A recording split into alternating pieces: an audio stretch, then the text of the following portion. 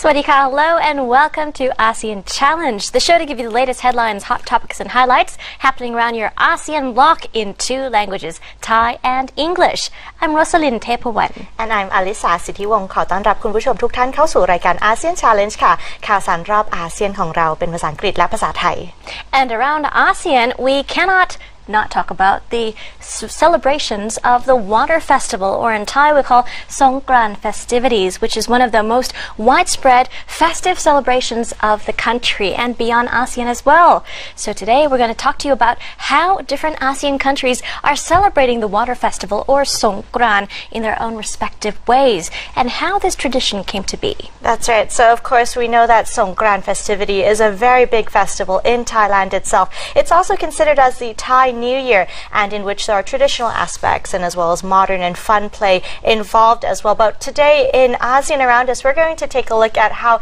different ASEAN member countries celebrate Songkran, how they're similar to each other, and some aspects that might make them different. But starting off from Songkran in Thailand itself, of course, or else we also know it as the Thai New Year. Songkran, of course, falls on the 13th to the 15th of April every year. And of course, there are traditional aspects in terms of cleaning the house, going to temple, making merit, praying, and as well as paying respect to elders. But there's also the aspect of playing water, which of course is very fun, but also we must keep in safe measures in order to play it and everyone can enjoy it. So the festivities, of course, you can see that is a time when a lot of people or a lot of tourists do flock or come to Thailand, and it's a very lively thing indeed. So that's something to take a look at. However, in other ASEAN countries, for example, Laos, they have similar traditions as well. Right, all around ASEAN you can see that there's this kind of overlapping culture in celebrating and marking one of the most important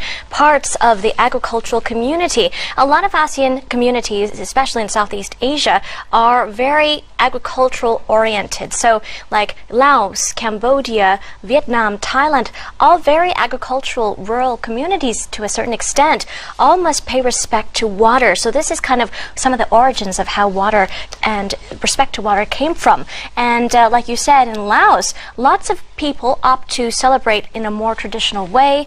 And talking about how to celebrate it in a traditional way, people of course wear costume out to celebrate the Songkran festivities as well, like what we're doing right now. That's right. If you go to Laos, you can go to Luang Prabang, which is one of the areas with the biggest water festivities or Songkran festivities as well. If you go to Cambodia, they also have a tradition which is very similar to Thailand as well. They call it Bonjo Chanam Tame. Excuse me if I'm pronouncing that incorrectly, but it's a tradition very similar to Thailand, and its cultural aspects are quite similar as well. Now, if you go to Myanmar, they call it the Jan, or in Thai we call it Ting Yan, and which is slightly longer than in Thailand. In Thailand, the Songkran festivities are from the 13th to the 15th of April, but in Myanmar, it can be celebrated from the 13th to the 17th of April, excuse me. Right. And in terms, they have, we can say, traditional aspects and modern festivities as well. And similar to Thailand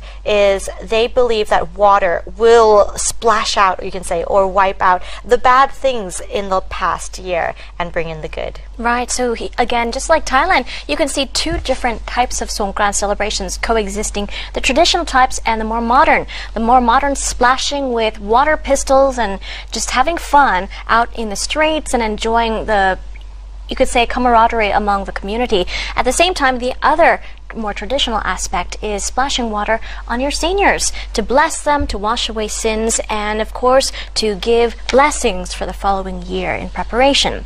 Meanwhile, over to Singapore for celebrations there, a more modern aspect of Songkran, as Singapore only began celebrating the water festival about 4 years ago.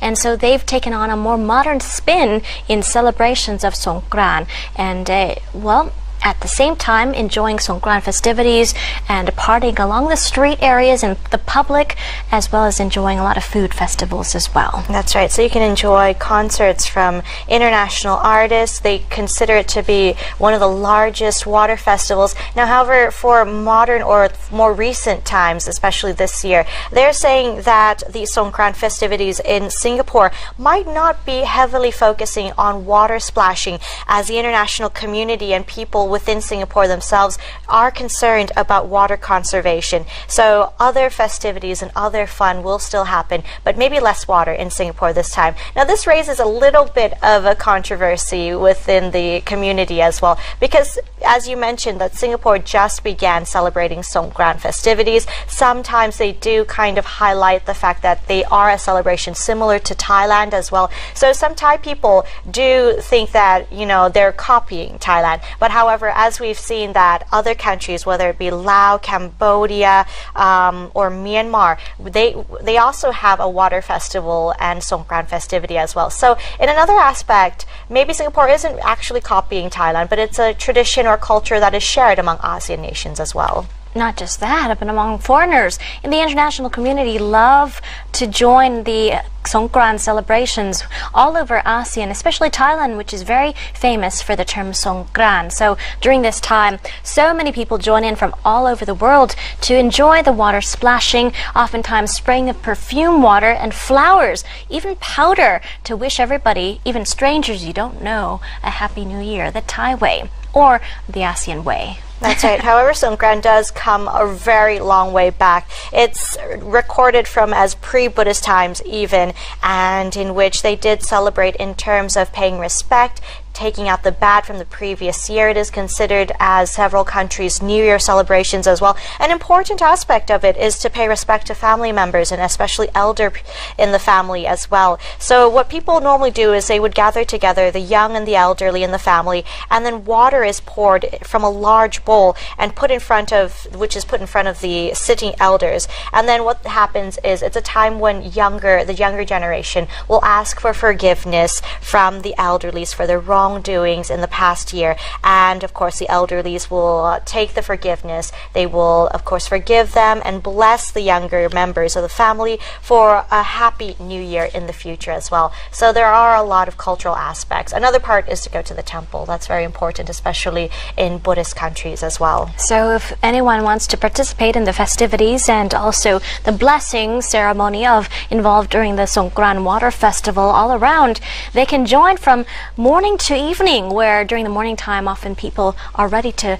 pull out their water pistols when the day breaks, but sometimes you can all wrap that up in one package for the entire day and enjoy the entire experience. That's right. So if you're planning to enjoy Songkran, no matter in what country you choose to go to, please keep in mind that there are two aspects that do coexist together: the fun, happy side and lots of modern splashing and music, festivities, as well as the cultural aspect as well. And it's worth seeing both sides actually to grasp the cultural meaning of the water festivities, everything that is meant behind the water, behind the respects, behind all of the cultural symbols. So therefore it does all have meaning as well. So that's another aspect that you should enjoy as well. Of course. Also, there are always two sides to the coin. Sometimes there could be accidents that break out. There have been incidents, though, of people, instead of pouring water, they throw ice cubes at each other. So at the same time, take heed and take caution as to what groups or where you join the water festivities. That's right. But I believe most of those activities in terms of throwing ice or even high-powered water guns are considered not allowed in several areas that do play water in Songkran. So do keep in mind of safety, of course, have fun, but you know, don't overdo it. Right, moderation. So that said, enjoy your water festival and Songkran festivities, as will we.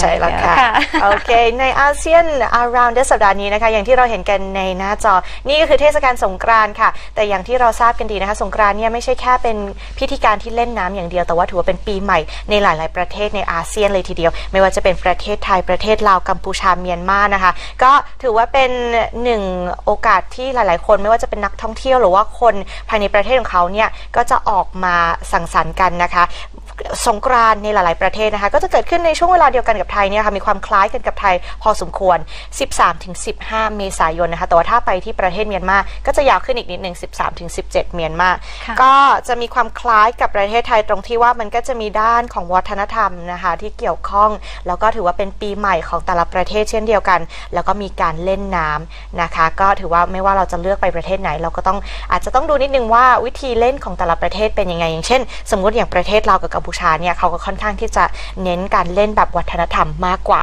เราก็ควรที่จะเข้าไปแล้วก็อาจจะเคารพวิธีการเล่นของเขานะคะถ้าจะไปลาวก็แนะนำให้ไปหลวงพระบางเลยเพราะว่าที่นู่นเขาเล่นกันเป็นถือว่าเป็นที่ที่ใหญ่ที่สุดเลยทีเดียวแล้วประเทศเมียนมาล่ะคะประเทศเมียนมานะคะเขาจะเรียกตาจานนะคะหรือว่าติงยานนั่นเองที่บอกว่าเขาเล่นเนี่ย 13-17 เมษายนเราก็จะแน่นอนเห็นที่ย่างกุ้งใหญ่ที่สุดนะคะเขาก็จะมีการสาดน้ำกันคล้ายๆกับประเทศไทยแล้วก็เขาก็จะมีในด้านของวัฒนธรรมเช่นเดียวกันแต่ว่าถือว่าเป็นอีกหนึ่งอย่างที่คล้ายๆกับไทยก็คือเขาจะเชื่อว่าการสาดน้ำเนี่ยจะเป็นการปัดเป่าเคราะห์ร้ายจากปีที่แล้วให้พ้นไปอันนี้ที่เราเห็นอยู่ตอนนี้นะคะก็จะเป็นของเมียนมาเมื่อสักครู่เนี่ยค่ะเขาก็จะมีคอนเสิร์ตใหญ่โตที่เกิดขึ้นด้วยทุกปีพูดถึงคอนเสิร์ตนะคะมาดูประเทศสิงคโปร์เช่นกันนะคะซึ่งก็เป็นน้องในการเฉลิมฉลองงานสงกรานต์นะคะเพราะว่าเพิ่งเริ่มเฉลิมฉลองเมื่อ4 ปีก่อนซึ่งทางประเทศสิงคโปร์นะคะก็จะมีการแสดงคอนเสิร์ตนะคะมีการร่วมงานกันหลายกิจกรรมในยุคใหม่แบบโมเดิร์นนะคะก็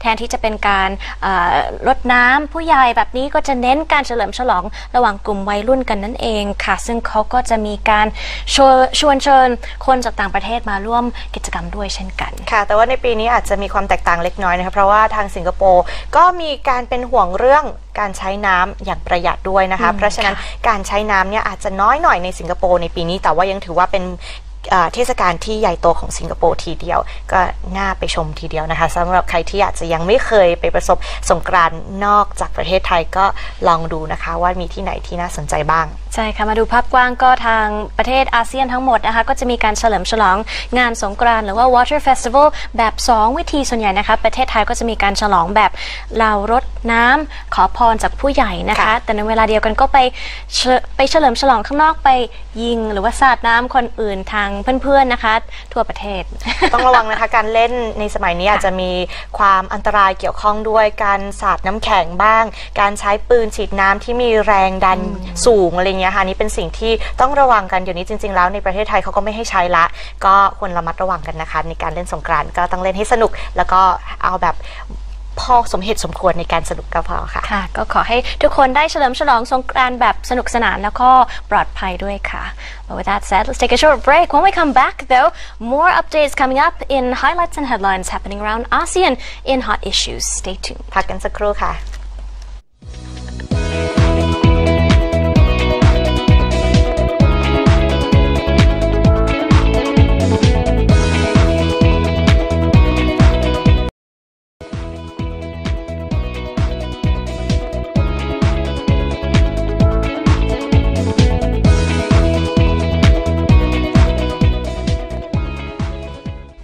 Welcome back to the program and to ASEAN hot issues. Lots of developments happening around ASEAN over the past weekend beyond.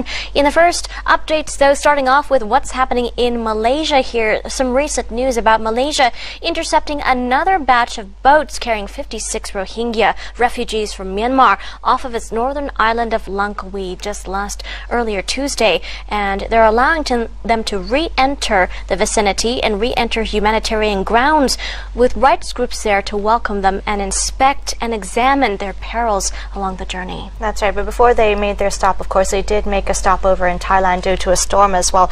It was an island in the southern parts of Thailand after a storm in which officials said that refugees were heading towards Malaysia in order to set sail from the Rakhine state in Myanmar. And Malaysian maritime enforcement agencies have said that in a statement that the boat was carrying 19 men, 17 women and 20 children. It had since been escorted to the peninsula and its occupants handed over over to immigration authorities for processing. So we can see it's a first of its kind of boats that is transporting Rohingya migrants, from the area into the Malaysian maritime area. So Malaysian standard policy has been to turn away refugee boats attempting to make landfall unless weather conditions are bad, though thousands have managed to enter the countries over the year as well. Right, some good news coming from Malaysia, as it's been known to actually refuse. It has a policy to turn away refugee boats, but this time they have intercepted and welcomed the boat and its occupants onto humanitarian grounds in order to regroup and rebalance and re-prepare for their journey back. And so that said, another boat once again adding to the numbers of Rohingya evacuees fleeing Rakhine State. ใช่แล้วค่ะมาดูกันในส่วนของ ASEAN Hot Issue นะคะในสัปดาห์นี้มาเริ่มกันที่ประเทศมาเลเซียค่ะซึ่งทางมาเลเซียก็ได้จับกุมเรือผู้ลี้ภัยชาวโรฮิงญา56 คนนะคะที่อพยพจากเมียนมาออกจากเกาะลังกาวีตอนเหนือในวันอังคารที่3 เมษายนนะคะจะอนุญาตให้พวกเขาเข้าไปในเขตมนุษยธรรมนั่นเองค่ะทั้งนี้นะคะเรือก็ได้มีการหยุดที่เกาะในภาคใต้ของประเทศไทยด้วยหลังจากเกิดพายุแล้วก็มีเจ้าหน้าที่ที่บอกว่าผู้ลี้ภัยเนี่ยกำลังมุ่งหน้าไปยังมาเลเซียหน่วยงานผู้ลี้ภัยของสหประชาชาติได้ออกเดินทางจากรัฐยะไข่ในพม่าค่ะ So that's some good developments happening from Malaysia. Meanwhile, let's turn over to some more developments coming from Myanmar, the state of which Rohingya have been fleeing now. In updates here, we have some satisfaction voiced by various international advisors against the Rohingya crisis here. Various panel members from Myanmar on the International Advisor Panel on Rohingya issues have voiced satisfaction now that the government of Myanmar has sent forth their Minister for Social Welfare to inspect the area of Cox's Bazar here in around Rakhine this week. And seems that so far they said that this is some positive developments coming from the panelists to how to better manage and resolve the crisis. And the minister had voiced that so far what is lacking is communication and informative exchange of information, because a lot of the evacuees, a lot of the refugees do not know of their, you could say, transition back home. They don't know how to get back. They don't know the steps involved in how they can reclimatize at the same time. So here you see the panel's chairman, Surakiat Sathyanthai, voicing this particular main issue with repatriation involving Rohingya Muslims. That's right. In terms of another person, the head of the Secretariat of the Board, Gobsak Chutikun has said that Win Myat Ai should visit both Dhaka and Cox's Bazar within this week, and the advisory board for the Committee for Implementation of the Recommendations on Rakhine State was set up by Myanmar last year to advise on ways of adopting the findings of an earlier commission headed by former UN Secretary General Kofi Annan as well. There you go. So some more developments. At least everyone's moving in a positive direction, but this comes at a time we saw earlier that once again another boat has fled Rakhine State heading to Dhaka and Cox's Bazar in Bangladesh. ใช่แล้วค่ะมาดูกันในส่วนข่าวต่อไปนะคะที่คณะที่ปรึกษาระหว่างประเทศเกี่ยวกับปัญหาชาวโรฮิงญาค่ะก็ได้กล่าวในการประชุมที่สิงคโปร์ว่าพวกเขาพอใจกับการมาเยือนประเทศของบังกลาเทศของวินเมียตอายนะคะรัฐมนตรีว่าการกระทรวงสวัสดิการสังคมพม่านั่นเองค่ะทั้งประธานคณะที่ปรึกษาดร.สุรเกียรติเสถียรไทยนะคะก็ได้กล่าวว่า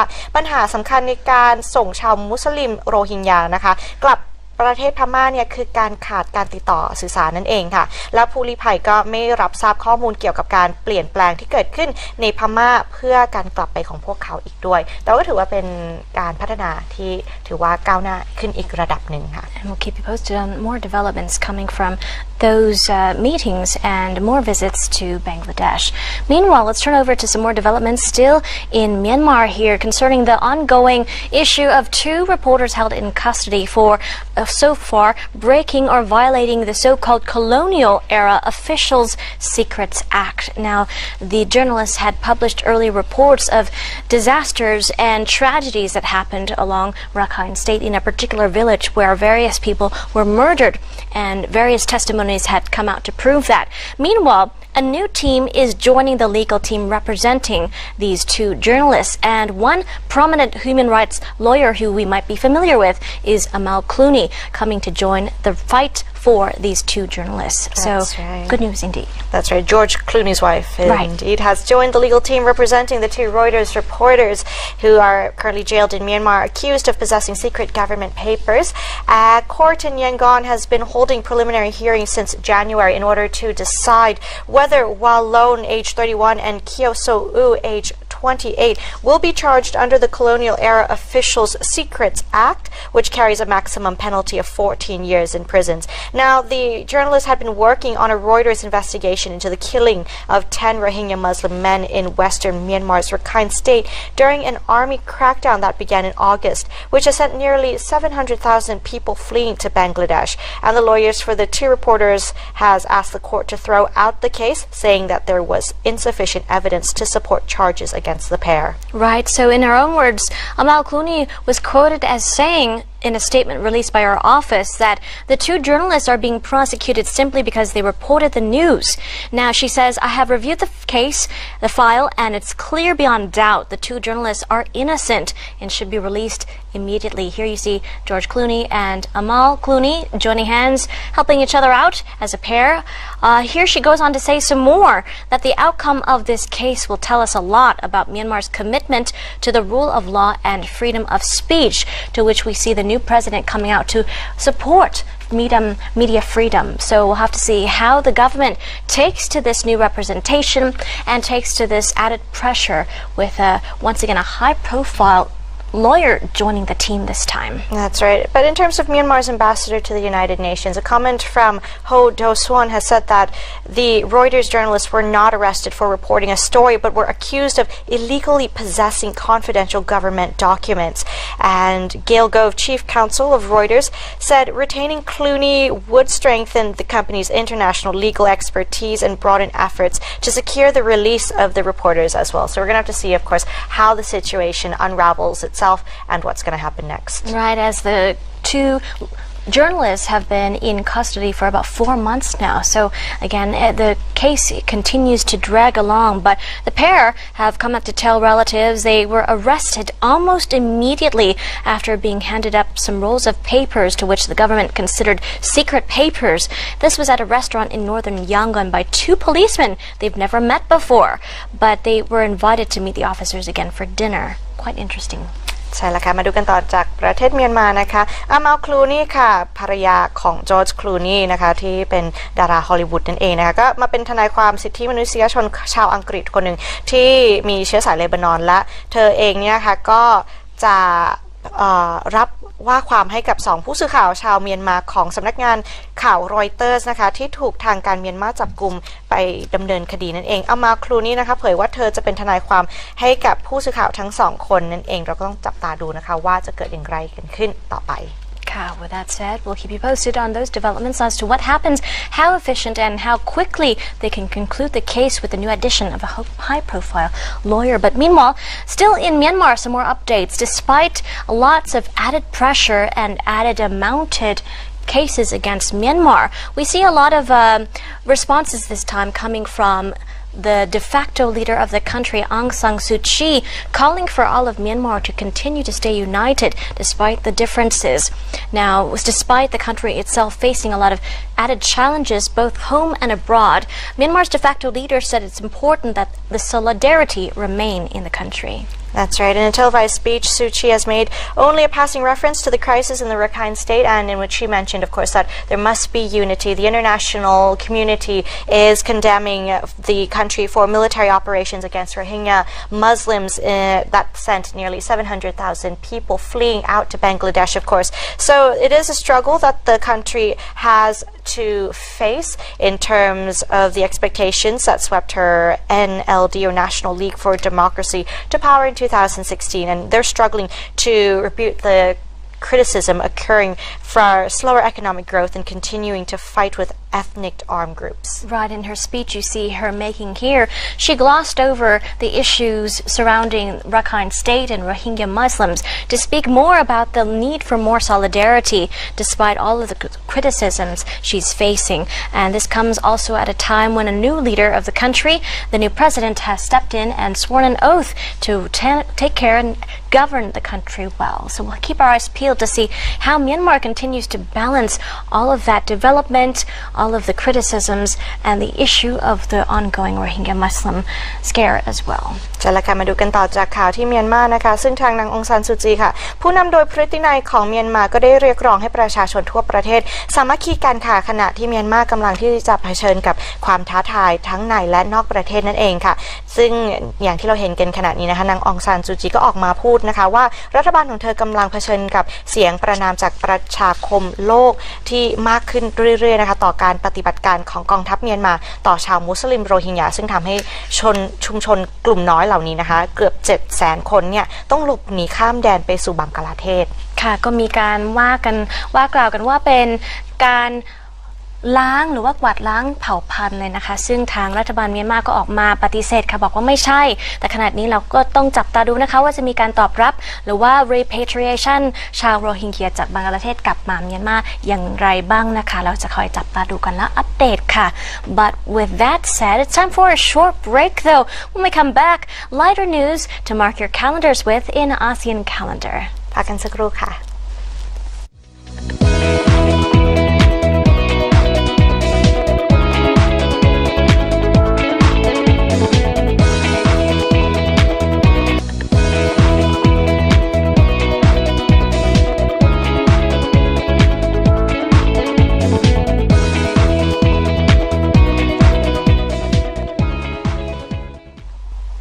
Welcome back to the program. Into ASEAN calendar. Let's take a look at what's making the calendar highlights this week and beyond. ใช่แล้วค่ะกลับเข้าสู่รายการ ASEAN Challenge ในช่วง ASEAN Calendar ไปติดตามกันดูค่ะ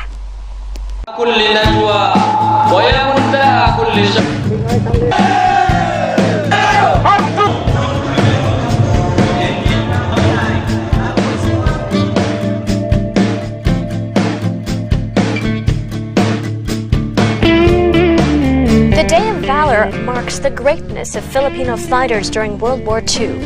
It's marked on or around April 9th in the Philippines each year. What do people do? This holiday, also known as Ara in Kagitingan, is a non-working holiday that's also part of a long weekend in the Philippines. World War II veterans parade in different cities in the Philippines on this day. There are small parades in various localities in the Philippines, but this holiday's main highlight occurs when the country's president gives a speech at Mount Samat Shrine in the Bataan province to commemorate the heroism of the Filipinos and American troops during World War II. Public life. The Day of Valor is a regular holiday in the Philippines and occurs on or around April 9th. A lot of the streets as a result are closed, and public transportation routes may be redirected to give way for parades. Malls and other leisure activities remain open, and most people may go to these places and use this day as a family day. Background. This Day of Valor commemorates the heroism of Filipinos and American soldiers when the Japanese occupied the Philippines during World War II. The Major General Edward P. King of the United States Army was forced to surrender more than 76,000 Filipinos, Chinese, and American soldiers to the Japanese at dawn on April 9, 1942. The soldiers were forced to take a 90-mile hike to Camp O'Donnell in San Fernando. Thousands of prisoners died during the hike. It was called the Bataan Death March. They died because of starvation, dehydration, and diseases before reaching the camp. Despite the trials of defeat, the captured soldiers stood strong and heroes emerged from the event. The surrender of Bataan hastened the fall of Corregidor. However, without this stand, the Japanese might have quickly overrun all of the U.S. bases in the Pacific. Bataan forced them to slow down, giving the Allies valuable time to prepare for the conflicts, such as the Battle of the Coral Sea and the Battle of Midway, which followed closely thereafter. American and Filipino liberation forces eventually retook the Bataan Peninsula on February 8, 1945. The Day of Valor was a national observance until a letter of instruction, number 1087, dated on November 26, 1980, made the Day of Valor a national public holiday to honor the people who helped bring democracy and freedom in the Philippines during World War II. Executive Order number 203, dated June 30th, 1987, further proclaimed April 9th as the Day of Valor to pay tribute to the heroes of Batan, Corregidor, and Besang.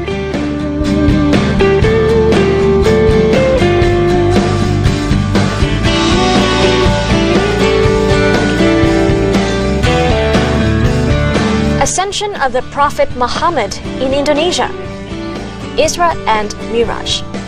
Isra and Miraj, also known as Al-Isra wal Miraj, is observed on the 27th day of the month of Rajab, the 7th month in the Islamic calendar. This event marks the night that Allah, or the God, took Muhammad on a journey from Mecca to Jerusalem and then to heaven. What do people do? Customs around Isra and Miraj vary between different Islamic communities. Some people spend the evening or night listening to or studying the story of Isra and Miraj in a mosque or at home. They may also decorate their homes or communities with candles or small electric lights and share food, especially sweets, with each other, or prepare a communal meal. People in some communities make a special effort to include children in celebrations and explain the story of Muhammad's journey. Public life. Isra and Miraj is not a public holiday in countries like Australia, Canada, the United Kingdom, and the United States. However, there may be some local congestion in the evening on roads around major mosques. Background.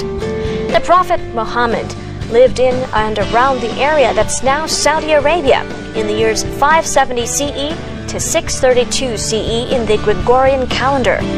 According to Islamic belief, Allah took him on a two-part journey sometime around the year 620 CE. The first part of the journey, known as Isra, was from Mecca to the furthest mosque.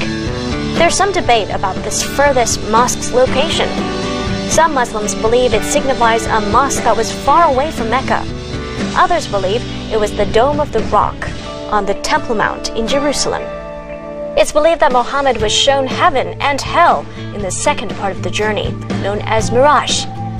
He talked with many prophets, including Jesus and Moses, in heaven. He also received instructions on Islamic prayer. Muhammad returned to Mecca before the end of the night. Some Islamic scholars regard him and his journey as a spiritual experience, while others see it as a physical journey. His journey is remembered and commemorated on Isra and Miraj.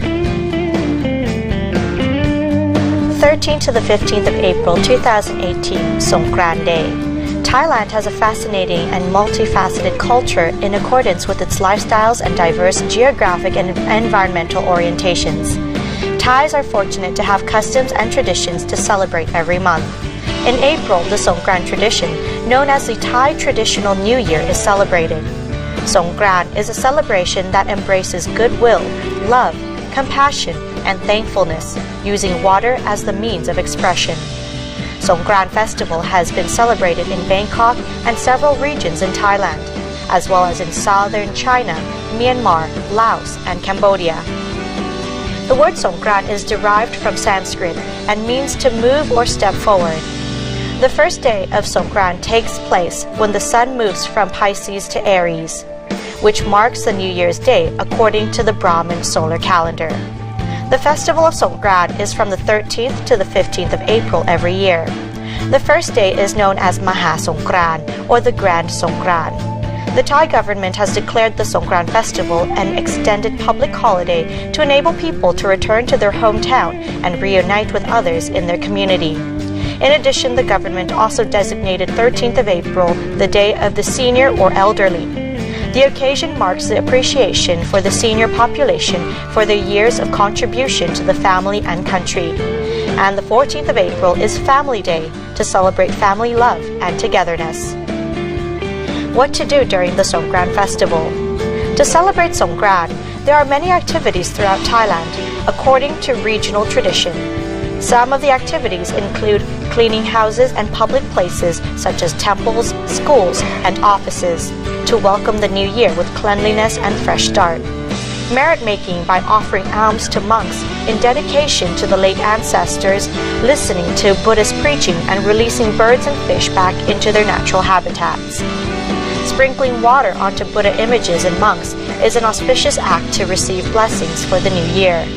Building sand pagodas on temple grounds. Bringing sand into the temple's premises is considered a merit because the sand can be used for construction or restoration by the temple. Pouring water onto elderly family members of the family or society to show respect and gratefulness and to ask for their blessing. Enjoying folk performances and traditional games to preserve the Songkran tradition. Having friendly water fights using clean or scented water, exchanging New Year's greetings during water play, and asking permission before throwing water at someone because he or she may not wish to get wet. What not to do during Songkran festival. As water throwing has become popular during Songkran, it is recommended that the following practices are avoided. Using dirty water, ice, or a mixture of dangerous items such as paint, dye, and plant seeds. Throwing water at people who are riding on motorcycles and cars. Using modified gadgets like PVC pumps that produce high water pressure. Performing lewd acts such as applying powder paste on others' faces or making inappropriate physical contact. Consuming too much alcohol, especially in public places.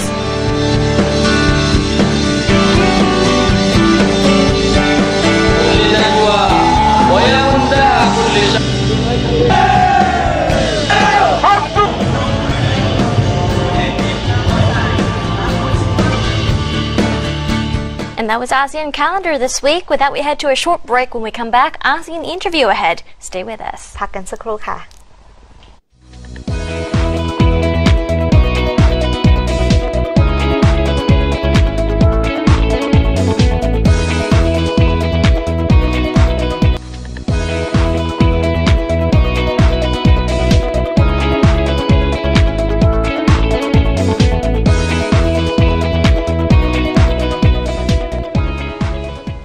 Welcome back to the show. Into ASEAN Interview, we show you about how one university goes about conducting research, Rangsit University. ใช่แล้วค่ะกลับเข้าสู่รายการ ASEAN Challenge ในช่วงนี้ ASEAN Interview ค่ะเรามาเรียนรู้กันว่าการเรียนที่มหาวิทยาลัยรังสิตการวิจัยคืออะไรไปติดตามชมกันค่ะ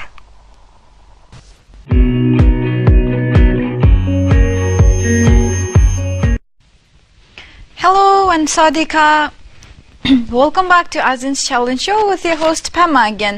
Today in conversation with Mr. Elvis, admission recruiter agent of Rangsit University and a graduate student of International Studies and Institute of Diplomacy of Rangsit University, a research candidate. So let's get started to hear out his experiences and his insights on research studies here in Rangsit University. So hello and welcome to the show, Mr. Elvis. Nice to have you here today. How are you? I'm fine, thank you. So, how long have you been in Rangsit University? I've been here for quite about 7-8 years now. Wow, that's pretty long. So, why did you choose, out of all the countries, why did you choose Rangsit University? Oh, well, I've been living in Thailand before I actually started to study in Rangsit University. So, now that you have graduated, so academically, how much have you grown? Like, in your own opinion, how much have you grown academically studying in Institute of Diplomacy and International Studies? Well, actually, I have grown so much academically and in otherwise. I actually graduated from the International Business Program here at Rangsit University, and I thought the university is so good that it is better I actually commence my master's program here. So that is why I actually started. And thank God I've completed it at this moment. Wow, congratulations. And what did you learn the most from International Institute of Diplomacy and International Studies? I've learned so much about the world, things that are happening that people will tend to ignore. Crises within different countries, conflicts arising from religious and other things. These have been able to understand some of the causes or root causes, and also the type of diplomacy that is put in place to resolve some of these conflicts as well. This is important. So. Very inspiring. So, how are the classes being conducted? Is it more of a diplomatical, like outside of the class, research-based, or how is it like mainly conducted? Well, actually, they are in various areas, because the lecturers are professionals. Some are within the school and some are visiting professors. So we have the best professors in all the programs. In regards to the research types, it depends on which area any candidate decide to do, either going to do research or independent studies, where you actually tend to specialize on is what you pick. But overall, it's nice trying to understudy different kind of things. So speaking of the research, what do you think research is basically about? What is research all about? Well, anyway, research is trying to find out something. Things that people have found out, or some have not been found out. And there is a question that, why is this like this? What is the cause of this? So when you ask certain questions, you're trying to find out the causes and effects of it, and also give reasons and suggestions why such things actually happen. So your suggestion could be a breakthrough for others to study as well. I see. So it's more of like exploring what is it exactly about and getting to know more information on the subject matter. So what are the basic challenges in conducting research? There are many challenges, you see, especially if I have to use myself as a case study in this challenge. For example, I actually brought out a program. One of my first topic was to interview candidates in my country, right? And after the election, I traveled to my country to interview. But you know, with change of government, where there is no total democracy, you are going to face some challenges. So as I return back for the interviews, I am told that this interview can no longer be conducted because of new government, and military have taken over that company that I wanted to interview. You see, so this is one challenge, and it involves money traveling about. So like me, who is a private candidate, I find it difficult raising the money for this kind of trip. Now, I have to change the topic. As it affects me, so it might also affect others too, right? Now, I took a new topic while going through it. It takes me time. Professors will give you different advice. If you have 3 professors who are your advisors, definitely you are going to get different views. Some will tell you, do it this way. Another one will say, do it this way. And so you are going to face opposition. Now, how do you balance yourself between the 3 professors? How do you play it safe? This one would be angry that, oh, you didn't follow my own way. Why did you follow this other's way? So these are some challenges. And again, it's all involve money. You are going to research something, you are finding out, especially if you are not on scholarship. How do you raise money? If you don't have a good job to give you money, how do you raise money for doing this kind of studies, research? It will take you 1 year or 1 year plus to make a research, right? So all these are inconvenience and stress. It gives you some kind of stress. You want to photocopy, you need to do this, you need to do that. And all involves this money. Also, these are some kind of pains that some students can pass through. Whereas it's easy for some who can find out with scholarship, they have money from every source, or family have the money to sponsor. These are some of the things. There are more that cannot be mentioned right now here. Yeah, so based on your own experiences and given the fact that you have already successfully completed your research work, so especially for the student audience, can you give us some tips how to really conduct a good research work? Well, it all needs perseverance. You must have patience. Without patience, you can't really do it. And you know, what are you looking for? What is your question? And how do you go about your question? Because without asking a question to yourself what you are looking for, you can't make a research. So you must base your research on your question of what you are looking for and how methods you want to go about it. Either you are going to do interviews or which other methods you want to use. So one, the different source of getting your information, you try to confirm them very well before you put them for public consumption, because without cross-checking your information, you might be going on the wrong way. And there are many other things to check into when you are making research also. Now, there are many things that are not yet in the textbooks. If you are talking of some immediate events, these issues, you can get the theories from textbooks. There are many theories from textbooks, but practically our present events are not in the textbooks. So you are going to rely some on newspapers, videos, and other ways in making your research and analyze them based on that. So these are some of the things I think are viable. That's very interesting, and thank you for your tips for the students and for the audience. So now, given the fact that, and also based on your experience here in Rangsit University and with your research experience, any further comments or like aspirations, especially in regard to your life, that you want to share here? Well, there are so many, if I have to say, really. Like I have said, making a research, it needs time and patience. Like me, I'm not quick to anger, right? So I took time and dedicate my time. I took this as something that I must do, irrespective of the obstacles that befalls it.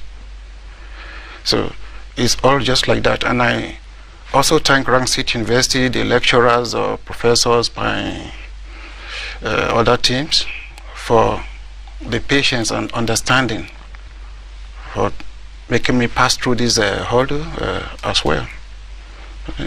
As for students, exactly, they must know exactly what they needed while studying and go about it. That's all I have to say.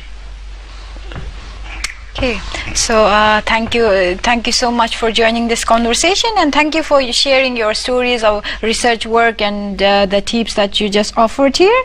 So thank you so much for joining us today. Thank you for inviting me here. Thank you. So that was Mr. Elvis talking about his experience here in Rangsit University as a student of international diplomacy and international studies, one of a very inspiring and a very professional program out here in Rangsit University with best learned resources and teachers and professors. So stay tuned in for next conversation, yet again with interesting issues, topics. Thank you.